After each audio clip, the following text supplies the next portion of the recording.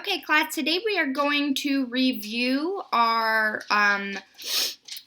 homeostasis. So this is your bell work. Please try to define the 4 terms listed in this picture. So go ahead and complete your bell work for today on your sheet. And we are going to get started with the lecture shortly, so please pause your screen.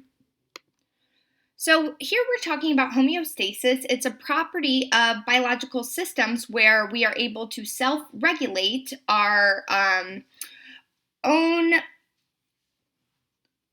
variables to maintain a certain balanced level for survival. And the regulation takes place in the internal environment of our bodies. And we use variables, receptors, control centers, and effectors to maintain this state of homeostasis. And we're going to talk with a real life example first to make it a little bit easier. So if you can imagine, you are at home and your mother wants you to clean your room. So here is your mother, and she starts to yell and scream, and she's increasing her sound. Okay, so here's mom, and she is increasing her sound, and she points her finger and says, "Clean your room." And that is going to cause you to also say back to mom in a loud voice,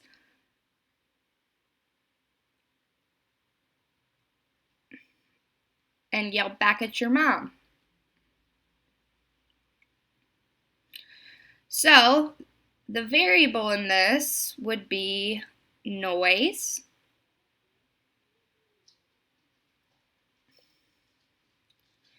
And the receptor would actually be your ear, because you can hear your mom yelling.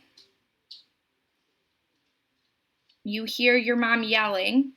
And what does the control center do? That's going to be what stimulates you to speak. So in this instance, it would actually be your vocal cords right here. Vocal cords.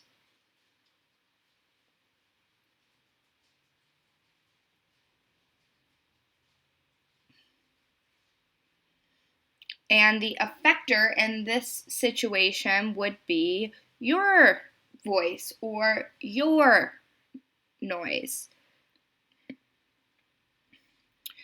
And what is that doing? Okay, so this is a cycle, and this is not a biological example. This is just one so you can start to get used to how homeostasis works. So your increase in voice led to your mom to increase her voice further.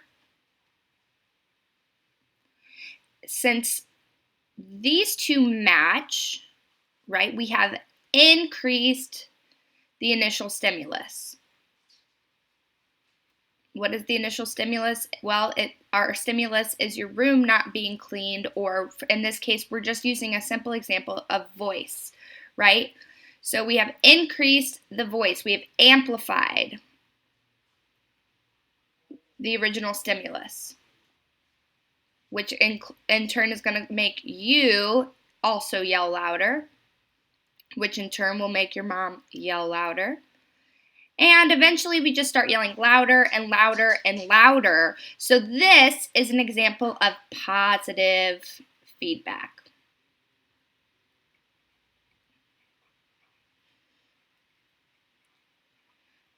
And why is it an example of positive feedback? Well, when we look back at the original stimulus here, increase in voice. What did we do to that increase in voice with our response? Well, by us increasing our voice, we also increased the voice of our mom. So it's going to keep increasing and keep increasing and keep increasing. And that's what positive feedback does. And still, the point of positive feedback is still to bring our body to a homeostasis.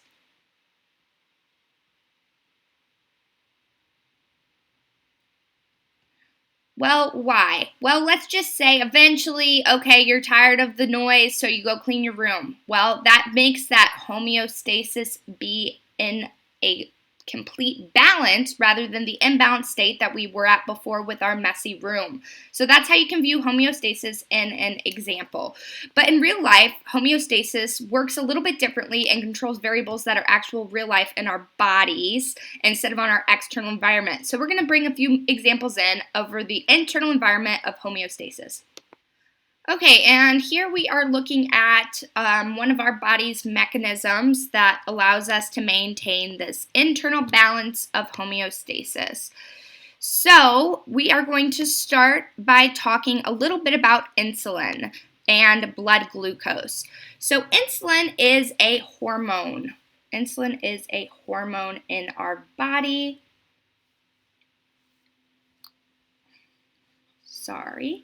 Hormone.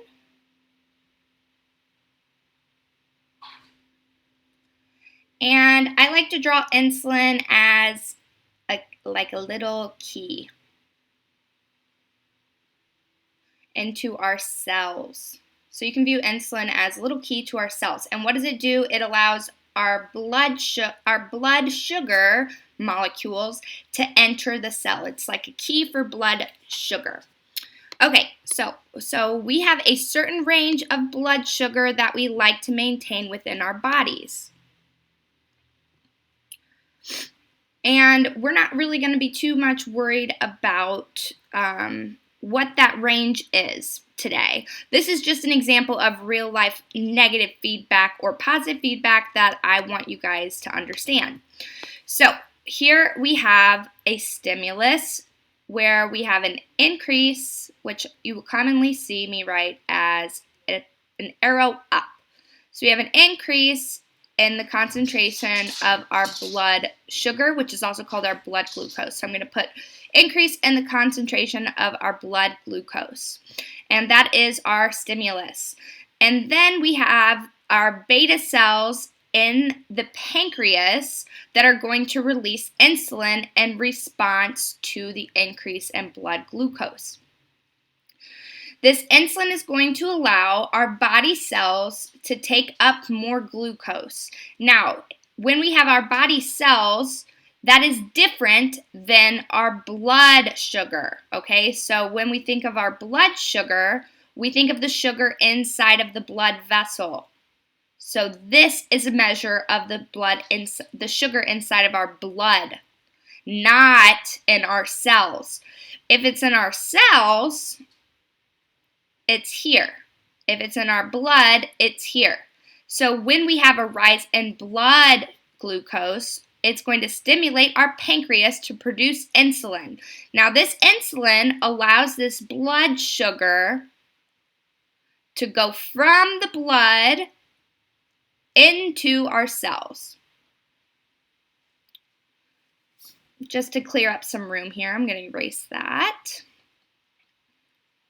So then we have our blood taking glucose from our cells taking glucose from the blood into the cells.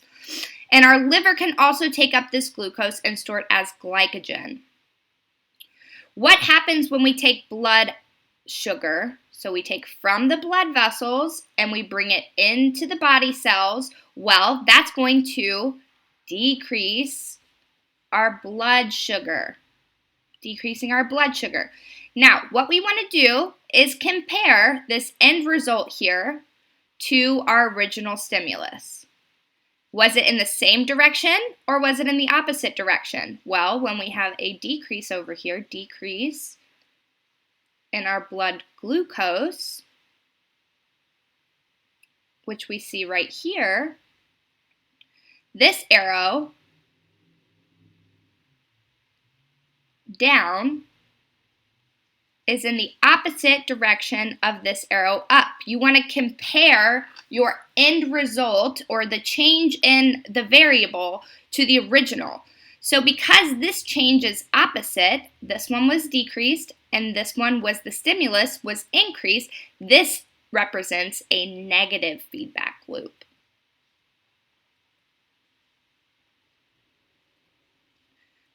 I hope that makes sense to you. If it doesn't, please ask me any questions you have. Okay, now we're going to look at the other way in which we maintain homeostasis of blood sugar. So in this example, the stimulus is a decrease in our blood sugar. So our decrease, pardon my ugly arrows, in our blood glucose. Maybe you didn't eat all day. Maybe you went on a run and so your cells are using up the glucose faster than you can. So what's going to happen is the alpha cells in our pancreas release glucagon, which is different than insulin, but it is another example of a hormone. When our body senses this glucagon, it stimulates the liver to break down glycogen. Remember, from up here, our liver stores this glycogen, which are long chains of sugar. That's all glycogen is, long chains of sugar. And it breaks down the glycogen to create glucose. So we are going to increase our concentration of blood glucose through this mechanism. Here was our stimulus, and here was our end result. So I want you guys to tell me, as your exit ticket, was the stimulus of a decrease in blood sugar, was this mechanism a negative or a positive feedback? What I want you to tell me again, I'm about to type it for you, was the decrease in blood sugar representing a negative or positive feedback? All right, guys, and here's your exit ticket for the day. If you have any questions, as always, feel free to reach out, and I look forward to hearing from you all soon. Have a great rest of your day.